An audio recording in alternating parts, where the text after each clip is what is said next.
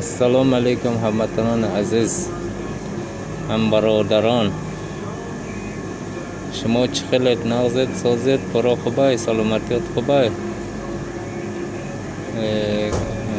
کم ترسم لازم شه چه خیل کنم؟ همسم در کار است که هم پاتینا بگیرم، پاتینا گرفتن نتونستم. یکان کار بدرم که وضعیت بزرگ شد. اینا کارانتینم سر شد، پول ندارم. هم پاتینا بگیرم قریب 30,000 هم که میرم میگه خانه برم، میگم خانه رفتن نمیتونم، چخیل کردن من نمیتونم. خیلی شده برادران اهل اسلام اگر ای دستم بیاید کمتر زور آمده است، مثل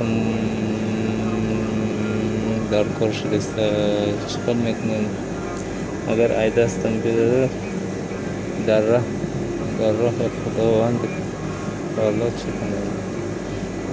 10 رو بودم میاوین، 20 رو بودم میاوین، 100 میاوین. امرا کمک کنیم که من پاتینا بگیرم.